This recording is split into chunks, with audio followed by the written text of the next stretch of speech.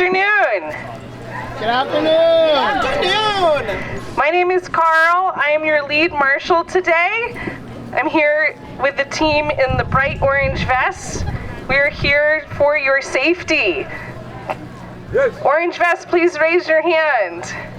You'll see us usually around the edge. If you need something, you think there's something we should be aware of, please come find us. We will be as supportive as we can. But of course, who keeps us safe? We keep us safe. That's right. Just because the orange vest folks are particularly taking on that role today doesn't mean we also are not a big, beautiful collective that together we all keep us safe. Just a couple of housekeeping announcements before the fun part. So number one, if you find yourself realizing that the march portion of this event is not working well for your body, we have 2 accessibility cars, and the orange vest folks can help connect you to one of those cars. There's also water in those cars because, oh my God, it's hot. Please be hydrated. There's sunscreen also. Please be aware of those things. Also, just want to acknowledge that there are pictures and videos being taken today. Just want to flag that, make sure everyone's clocking that we are visible. This is for Trans Day of Visibility. So just want to acknowledge that that is happening. And oh my God, when we do roll out, we have a banner. We invite trans people of color in particular to be in the front, and then we have an amazing band that will be coming shortly after, and we'll be all gorgeous together. Anybody who their body for whatever reason sets a slower pace, we also especially invite you to the front. We want this march to be very, very accessible. And I think that's all of the safety announcements I have. What order is the sound system issue? I don't know. Am I handing it to you?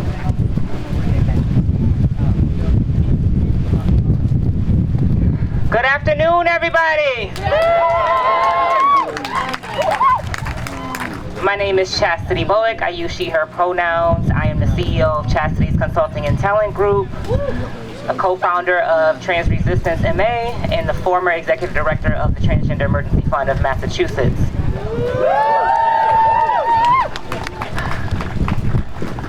My friends, my family, my community, today we stand visible. Today we stand proud. On this Transgender Day of Visibility March, we gather not just to be seen, but to be heard. I look around at all of your faces, each one representing courage, authenticity, and the undeniable right to exist exactly how you are. To everyone here today, I see you, I honor you, and I stand with you. We gather and protest because we must. In recent months, we witnessed unprecedented wave of legislation targeting our community, bills restricting healthcare access, banning transgender youth from sports, erasing our existence from classrooms, and attempting to criminalize our very identities. These are not just abstract policies. They are direct attacks on our humanity, our dignity, our right to live authentically. Each new headline brings another wave of pain to our community. But look at us now.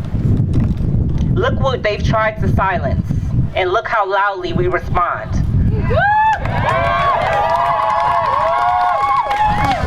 Our community has faced discrimination before, and each time we emerge stronger, more united, more determined. This resilience, this refusal to disappear is our greatest power. When they try to erase us from legislation, we show up at their offices. When they try to silence our voices, we speak louder. When they try to push us into the shadows, we step boldly into the lights. Our strength comes not just from within our community, but from the bonds of solidarity we forge with allies and advocates across all walks of life. Today I call on everyone transgender, non-binary, cisgender, people of all genders and backgrounds to stand together. Solidarity means showing up when it's difficult. It means amplifying transgender voices rather than speaking over them. It means recognizing that our liberation is bound together. When you see harmful policies proposed, speak out. When you witness discrimination, intervene. When you have privilege, use it to create space for those who don't. We march today not just in protest, but in celebration of our resilience. We stand visible, not just for ourselves, but for every transgender person who cannot safely do so. Remember, our visibility is revolutionary. Our existence is resistance. And together, united in purpose, steadfast in solidarity, we will not just survive these challenges, we will transform them into the foundation of a more just world. Today we are visible, and tomorrow we are victorious. Now let's march!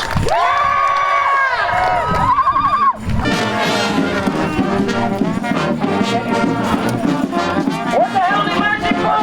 Equal rights and nothing more! What the hell are we marching for? Equal rights and nothing more! What the hell are we marching for? Equal rights and nothing more! What the hell are we marching for? Equal rights and nothing more! What the hell are we marching for? What the hell are we marching for? What the hell are we marching for? Equal rights and nothing more. What the hell are we marching for? Equal rights and nothing more!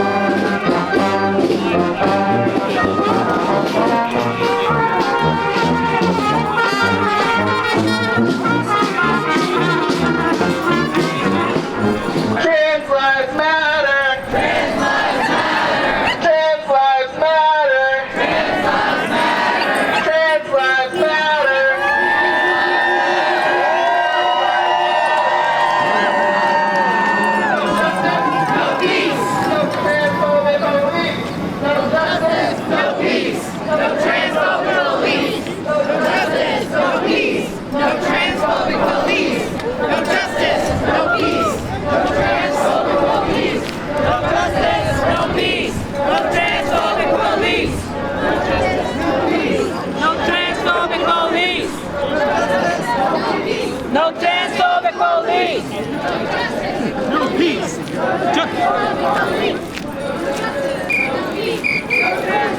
No peace!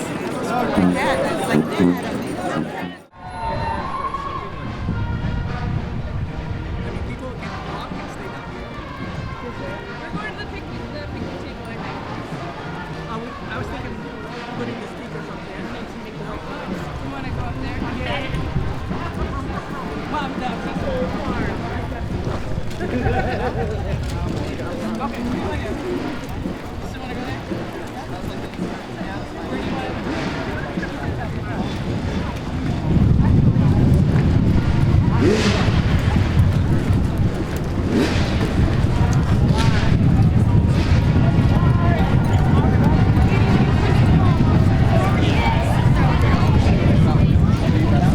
I better not see who's all up in this bitch.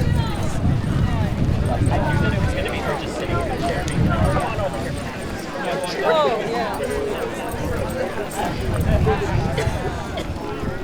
I'll take one. Thank you very much. I appreciate it.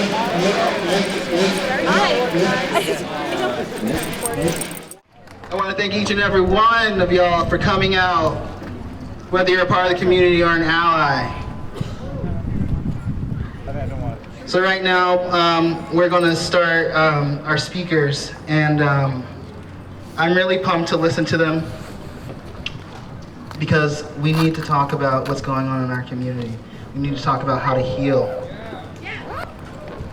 We need to talk about how we're going to experience joy, how we're going to come out of isolation and be with one another more often when it's instead of like when it's something detriment happening in our community. Can I get some claps and snaps? Can I get some claps and snaps? All right, so I'm gonna hand it off to the first speaker, Giselle. She is the executive director of the Theater Offensive. Everybody give it up for Giselle.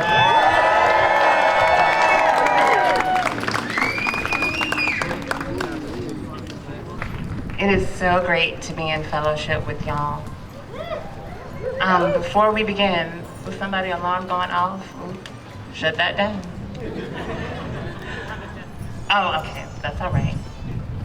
Keep making sure we on time, and we are. So first, before I speak fully, I want to acknowledge these indigenous lands upon which we march, which have been unjustly stolen by tyrants of white supremacy, past and present. So may the day of reparation for our indigenous siblings be soon and swift.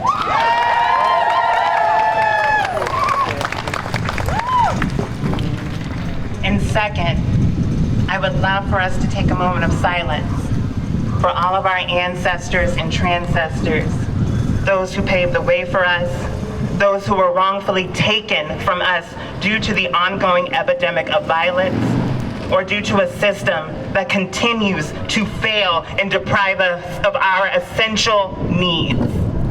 Let's take a moment. Close your eyes.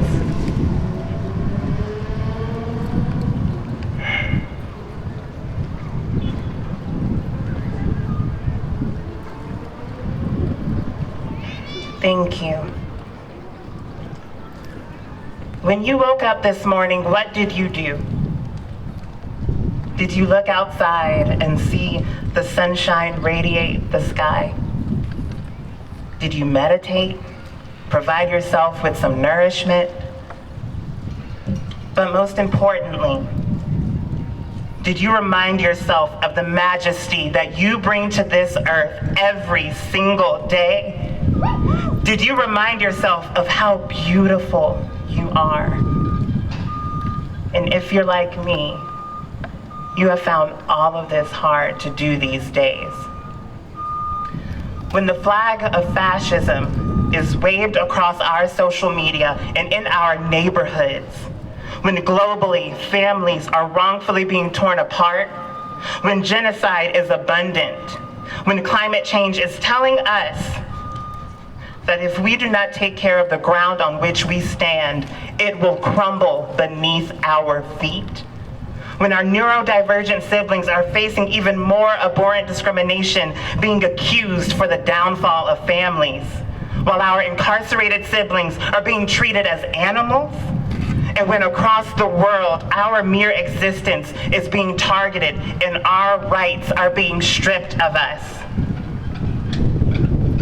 Amidst all of this, I stand in radical optimism. They can work overtime to break us down, but they will not ever achieve it. They will not strip us of our abilities to find love, to create portals of belonging, to create art, to continue to educate and protect ourselves and remind those who come after us we were here and we fought back. We have done it before and we will do it again. We do not succumb to mediocrity, not now, not then, not ever. Each morning that we are given the gift to wake up in our bold, strong bodies, we are provided another opportunity to showcase our resilience, resistance, and radiate a magnitude of joy that some folks may not ever feel. Look at how we gathered here today, y'all. We are liberated, and in that, there is so much trans joy.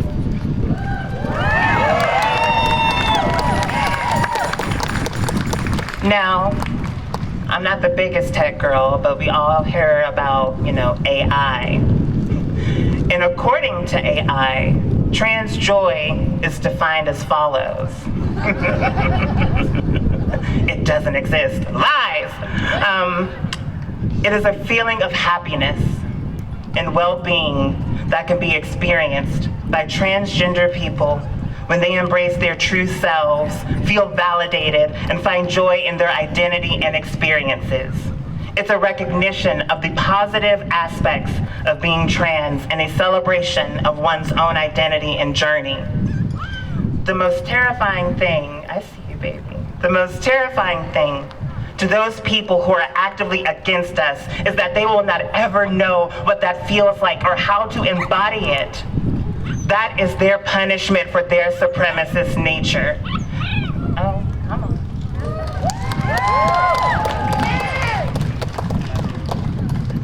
My baby was crying.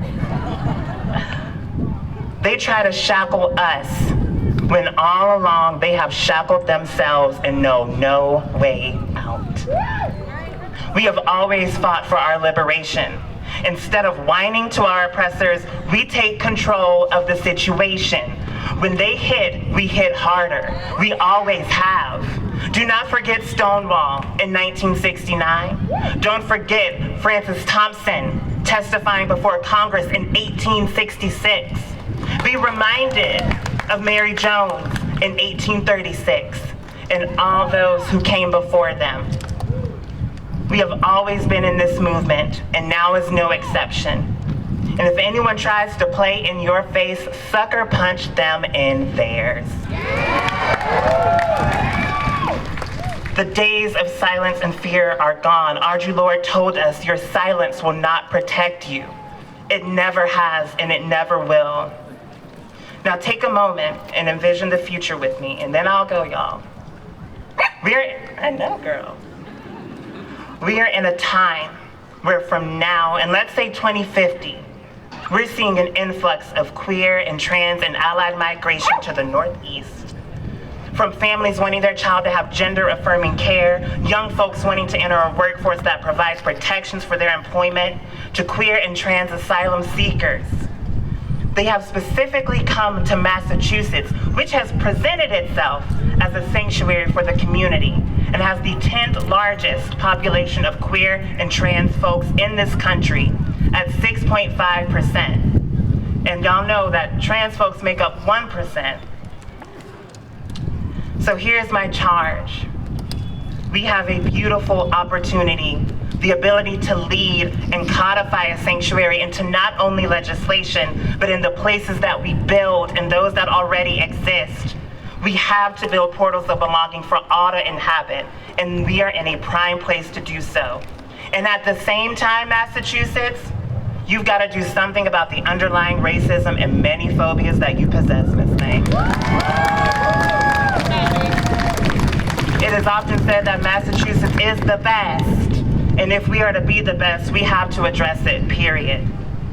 And y'all know, we, trans, non-binary, and gender expansive folks, know how to get things done.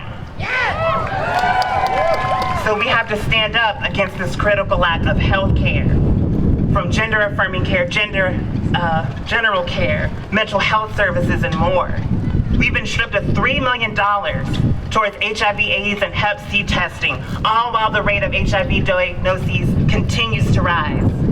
It went up 21% from 2022 to 23. And all the while, some of our own elders and young folks across the world are losing access to life-saving treatment and medications. We must decriminalize sex work. We need to ensure that our grassroots organizations and organizers are forever given the tools and resources to provide the life-affirming work that they've always done. And we have to cease the erasure of our narratives from history, because Lord knows this country would be nothing without our contributions. And we have to cease the unjust and unsolved murders of our siblings. I'm sick and tired of seeing photos accompanied by emojis of angels and doves. I'm tired of it. And at the core, we have to protect ourselves and so much more. So we have to create our own independence where liberty and justice for all is real and factual for every being on this planet. And so to the allies here today, we greatly appreciate your presence, but your job is not done. We are under attack every single day of the year. When you see something, say something. Speak out at that dinner table. Some of y'all may celebrate Easter, and you're gonna be with that uncle who we all know, who they say is too old to understand. They're old enough to learn and know better. So to my trans, non-binary, and gender expansive siblings, do not give up on this life. We need you. And while it is easier said than done, do not be afraid. We are too flawless for fear. Stay safe, stay blessed, know your rights. I love y'all. Thank you.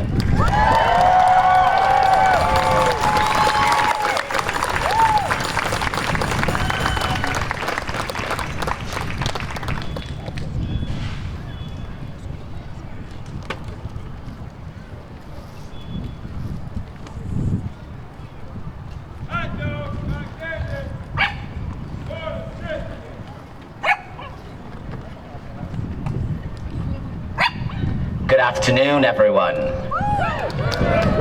Good afternoon, everyone. Yes. My name is Trey Andre Carmel Valentine. My pronouns are he and they. I am the executive director of the Massachusetts Transgender Political Coalition, which is the oldest trans advocacy organization in the United States.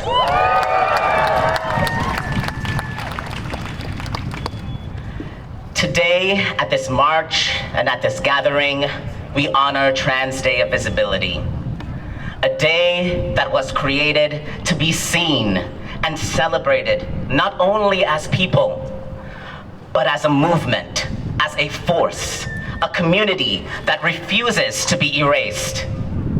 Visibility can be a complicated thing. For some, it is a conscious, powerful choice, a declaration of truth and presence. Some of us are forced to be visible because of who we are, how we speak, how we walk, how we live. Whether we choose it or not, we are here. We are visible, and we are not backing down.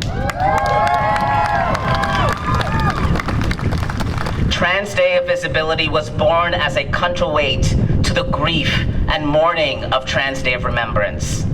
It is a day to uplift who we are, not just in resistance, but in radiance.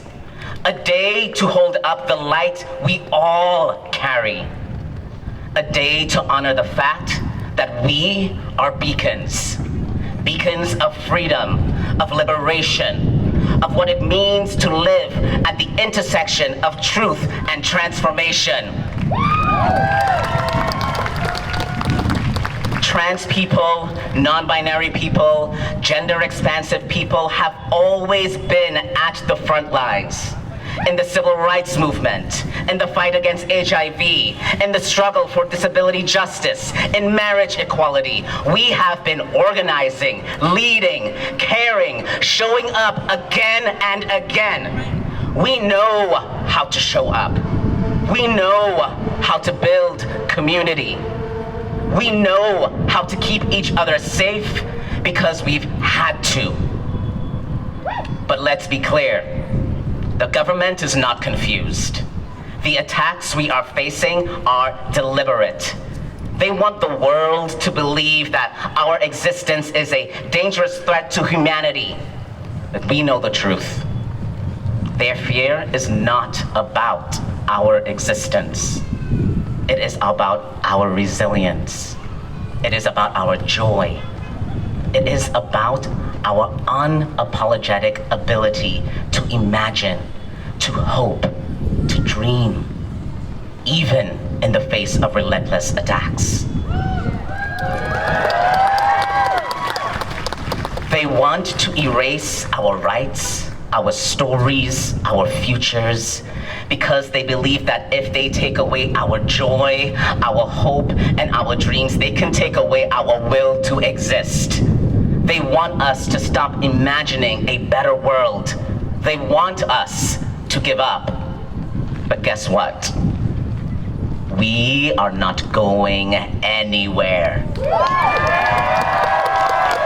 Our joy is unbreakable. Our dreams are revolutionary. Our love for ourselves and each other is unapologetic and unshakable. We are living boldly in the apex of authenticity, and that scares them because we are building something more powerful than their hate. We are building a future they cannot control. So I say this, dream big for yourself. Dream even bigger for our community.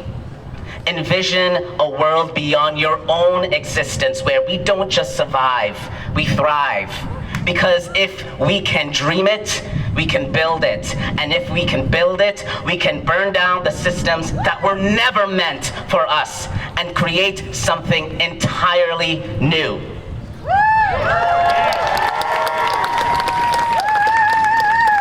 This is our time. This is our fight. This is our joy. This is our power. We are unstoppable. Thank you.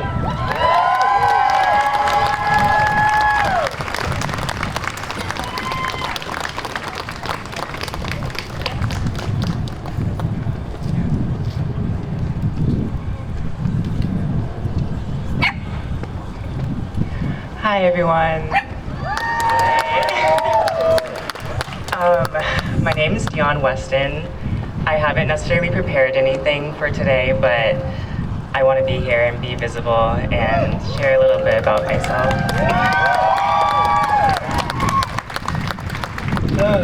Okay, so I grew up actually in central Massachusetts, in Worcester, represent. And so I also stand before you as a proud Black trans woman.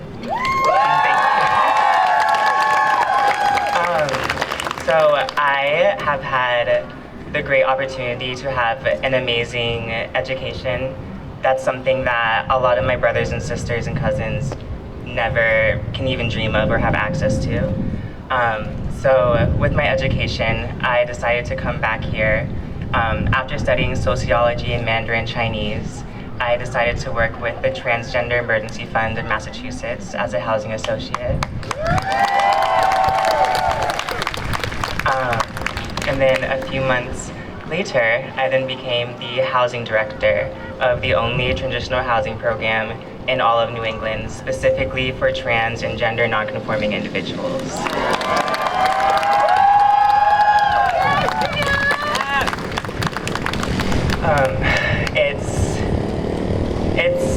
To be honest, it's a lot.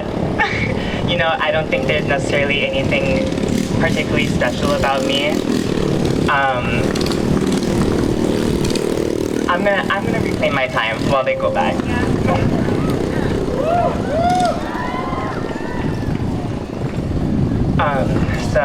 But I show up to work trying my best to do what I can to house trans and gender nonconforming individuals of this community, of Boston's community.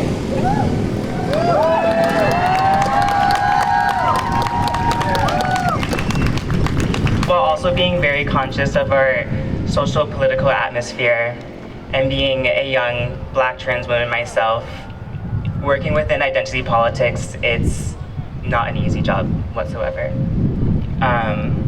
There's a lot of mental compartmentalization that I need to do in order to show up for the residents at our housing program and for the community that we serve as a whole. But we are still here. I am still here. The work is getting done.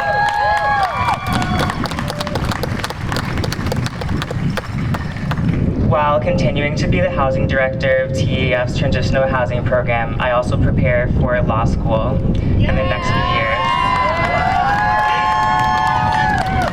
So I think my goal is just to make sure that I'm safe, make sure that the community members that we serve are safe, and make sure that everyone here is safe and has a chance to live a life free of hate and know that they are safe to live another day. Thank you.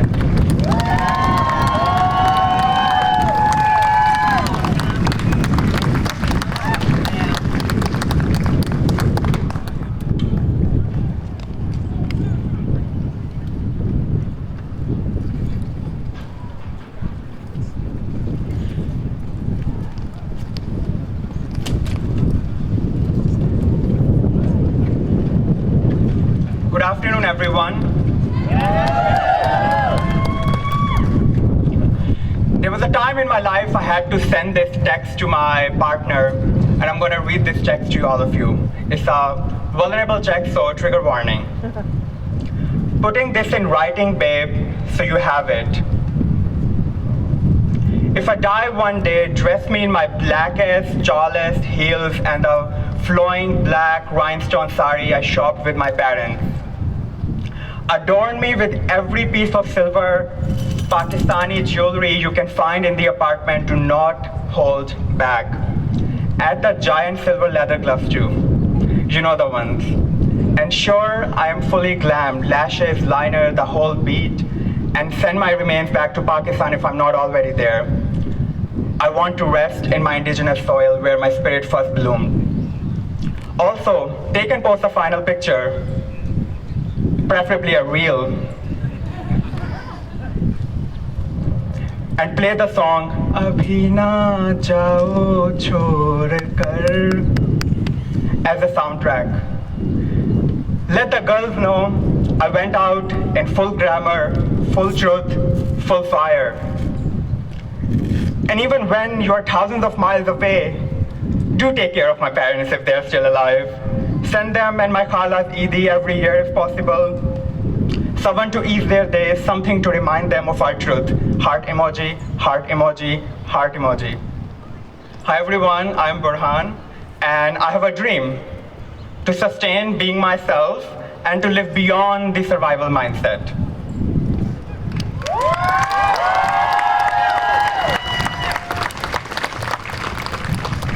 Across cultures and nations, especially those recovering from colonization, visibility comes with a cost, not just to yourself, but also to your loved ones, to your family, to the people you really care.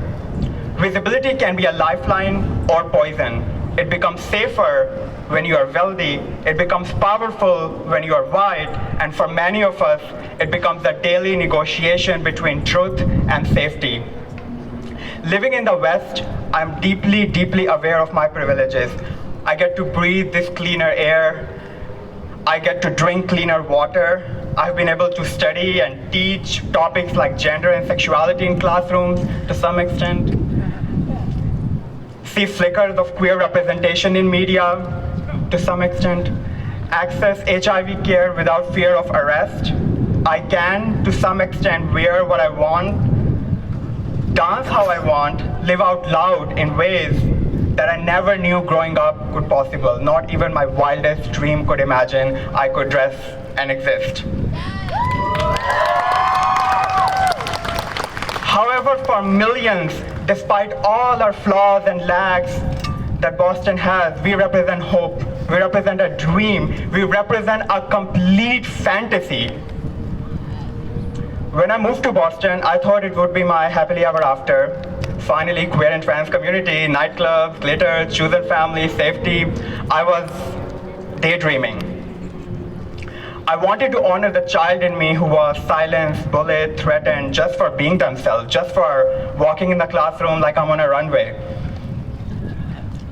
I had worked so hard to get to Boston, grew up too fast, fought for women's health and climate justice, organized protests in Pakistan, crossed borders on scholarships, launched venture before I was 17. I am tired.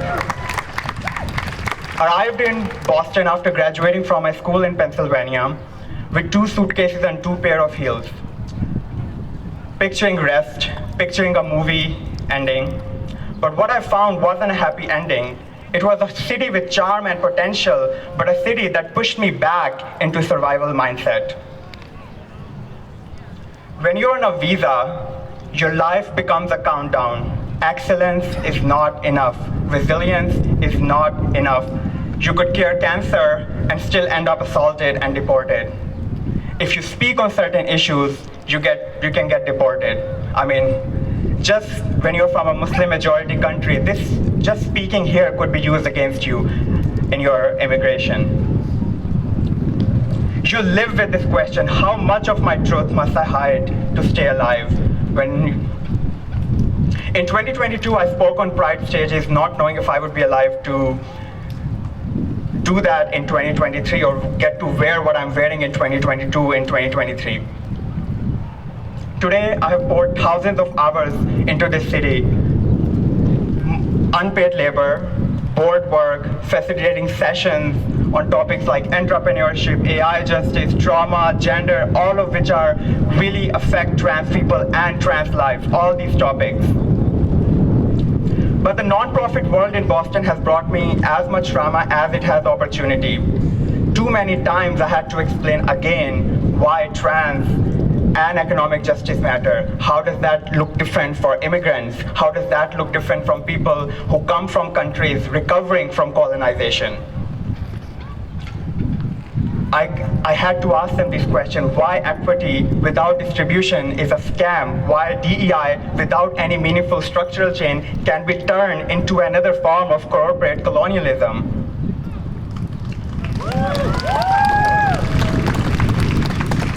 The biggest lesson I have learned of my 3.75 years of living in Boston is that it's a very deeply segregated city, even in LGBTQ plus safety. The community I thought I would find was fractured by race, class, gender, ego, and many other intersections. I didn't expect that I would go to a job interview for which I'm overqualified for and be asked by a white queer person, Burhan, how do you code switch? Burhan, we are a very serious organization. We can't have your Instagram public. Burhan, there's definitely some code switching you will have to do. Burhan, this is not LGBTQ space. You can't wear what you're wearing. These are things that I have been told in writing, in video, in many other spaces.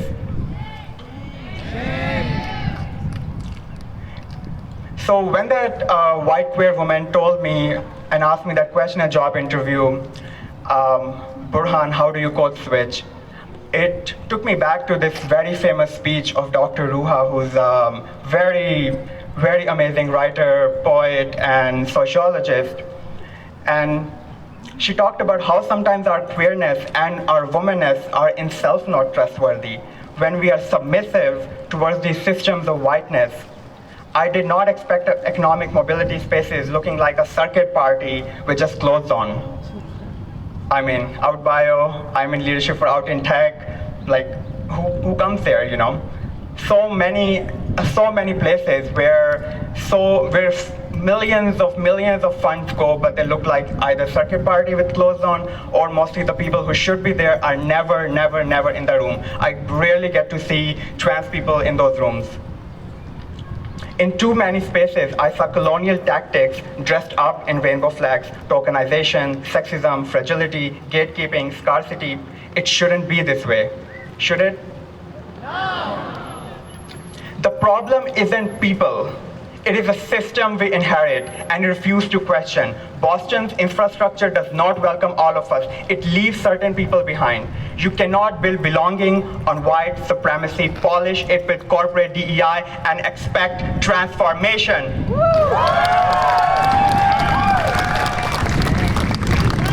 True change, it takes system design. Sometimes that means innovating, sometimes it means remembering the communal, reciprocal, indigenous ways we abandoned. Also decolonization. I'm very cautious of the words I'm using because, you know, immigrant can get easily deported these days. I don't know what it feels like to live without trauma. I don't know what it feels like to rest without the immigrant guilt, without the burden that you have to send money every month. You're not just taking care of yourself. You have families. You carry the burden that you are the first in your family to get educated. You carry the burden that your cousins cannot even go to school. Back home in Pakistan, you carry the burden of people who send you, they want help, they want to come to Boston, they want to come to America, but America has so many issues itself. That's a lot to handle at such a young age too.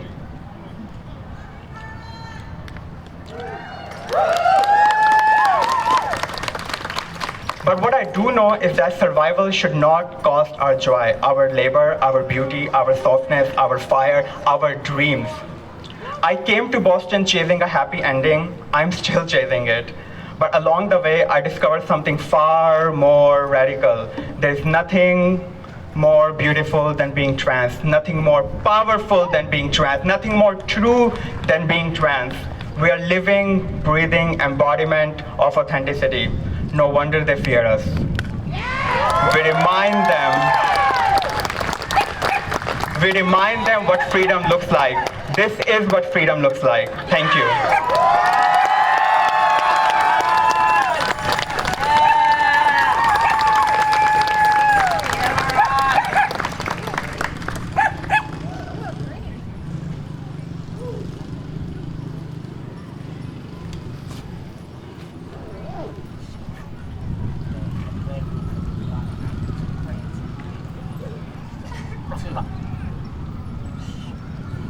Look how high this mic is.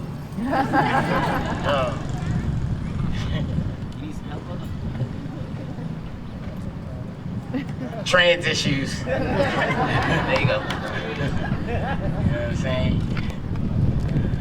First, I'm gonna take a moment to have gratitude for everyone that spoke here today and had the courage to share their stories, to share their experiences with you, to bring their truth to light. We don't have many opportunities where we're able to come together collectively at the intersections of our identity and be willing to have the courage to move to the other side of that experience. Right now, we are cemented in the power of who we are ultimately as a collective and as a community.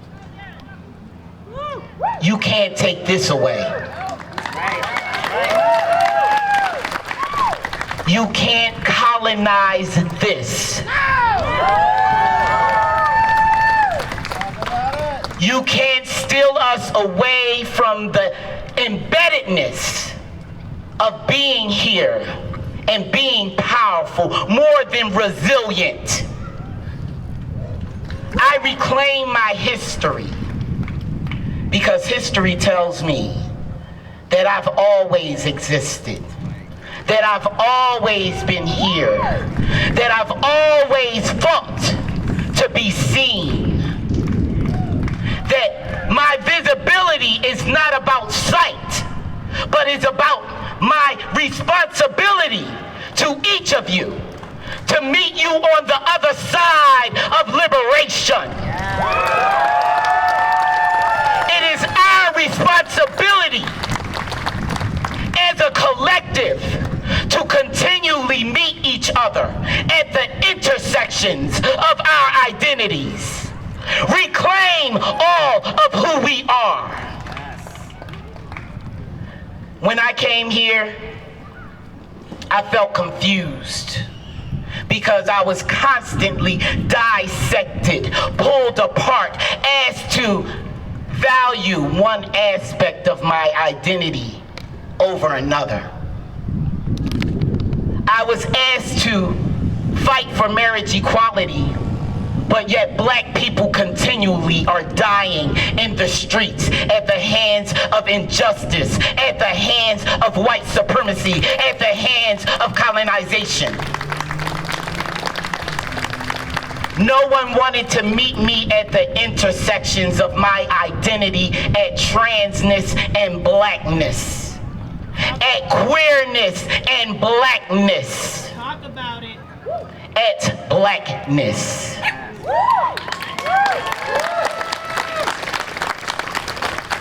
I am here to say that what worked for me is a saying by James Baldwin. Love takes off masks that we know we can't live within. Yet, in these systems being lied to, we fear we can't live without. I tell you today, I want you to look in the eyes of the person right next to you who had the courage to come here, who had the courage to stand here next to you, with you, be you, to meet you at the intersections of your identity of transness, queerness, whoever you are, disability, immigration, no matter your experience, we are all here together with the common vision of liberation.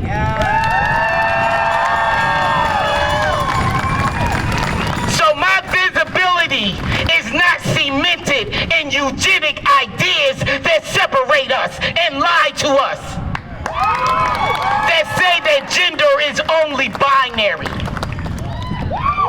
that criminalizes blackness and immigration, that dehumanizes transness, and that erases us, our diversity and our difference, to separate us, to force us to choose one identity over the other, to value, to not see ourselves as a whole body, so that we can't see our community as a whole community.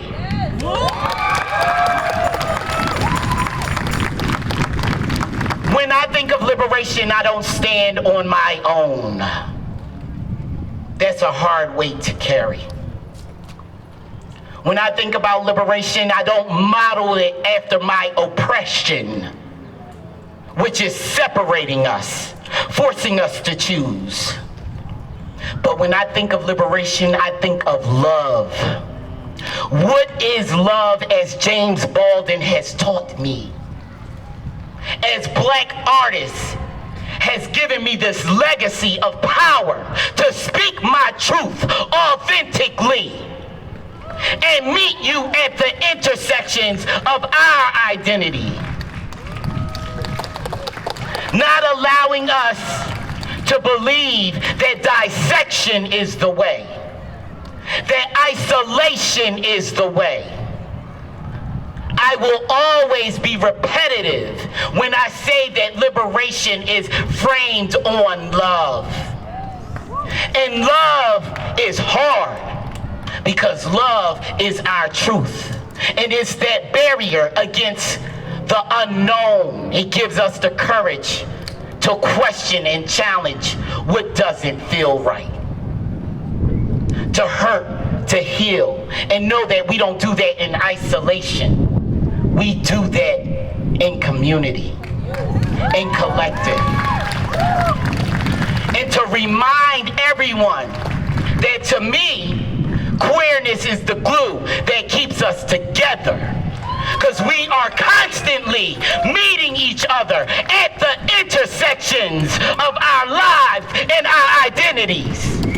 Bringing ourselves together, fighting a good fight, and winning, and winning. So I tell you, today may feel like a cloudy day, but the sun's gonna come out.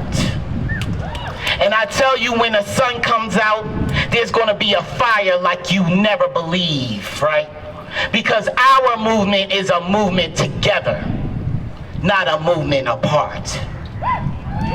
And we will remain together beyond these 4 years. So I'm gonna end this with a breath. We're gonna take a long breath in, and I'm gonna make a statement. We're gonna breathe in, I'm gonna make a statement. We're gonna hold that breath, I'm gonna make a statement. And then we're gonna release that breath, and I'm gonna make a statement. So everyone, let's breathe in.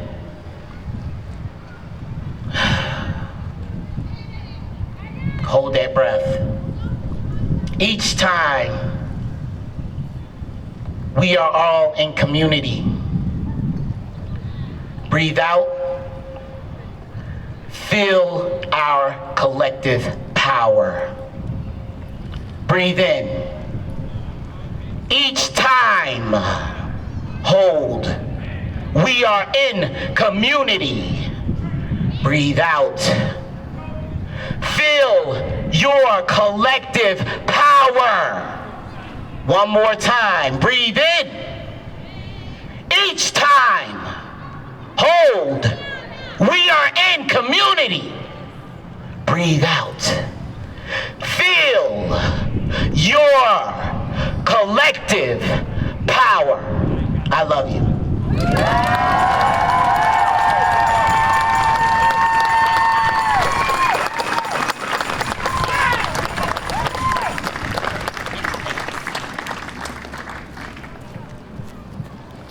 Hello everybody, my name is Bella Riley. I am the founder of Save Ourselves, which is a grassroots initiative for transgender current and former sex workers.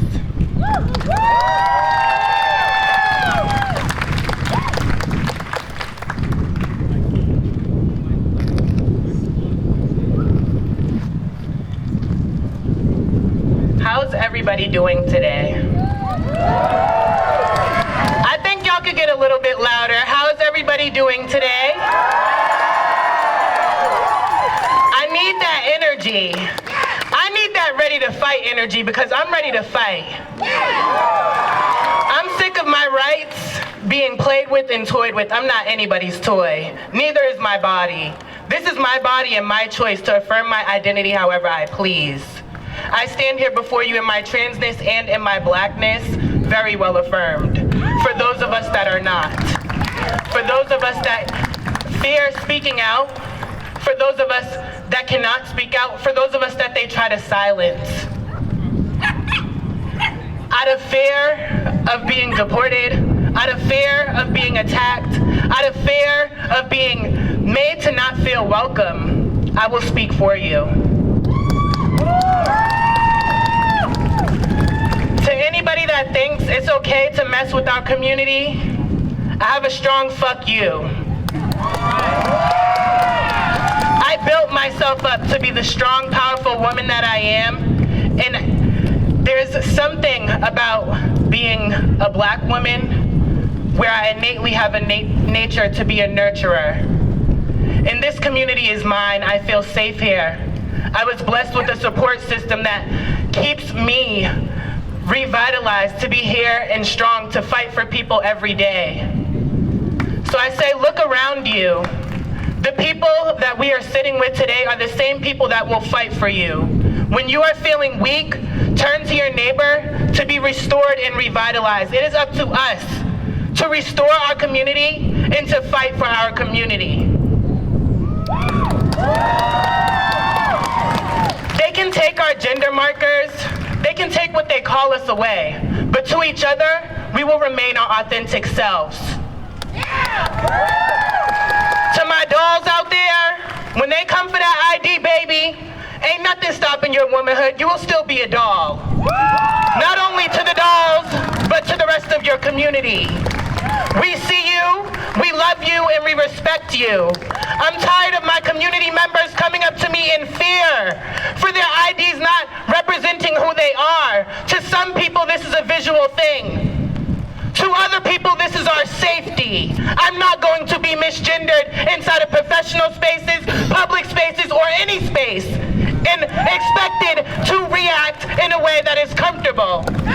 I fought for the right to be addressed how I am, and I will continue to fight for the right to be addressed as I am, who I am, and for what I am.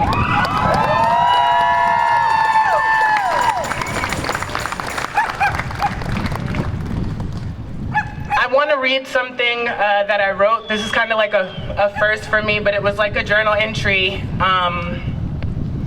I struggle with mental health, and I know how hard it is sometimes to even have the will to want to live, so I can only imagine for those of us that suffer in silence, this is for you. My love letter to those who suffer in silence. Dear beautiful, I'm here to let you know that you are not alone. We don't like to share because we have the feeling that people don't really care.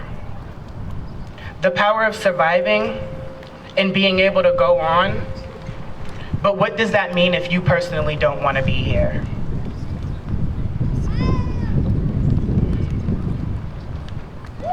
Sorry, my phone dad, I'm gonna remember the most that I can.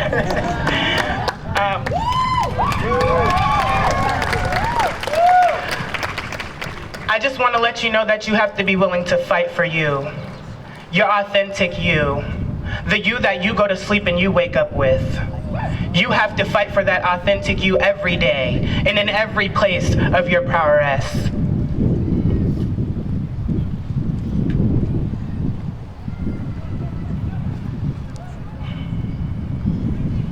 You have to be willing to fight back for who you are. Your tribe will find you. We will find you. I am here for you. So I say hold on, for your tribe is on your way. See you soon. Thank you.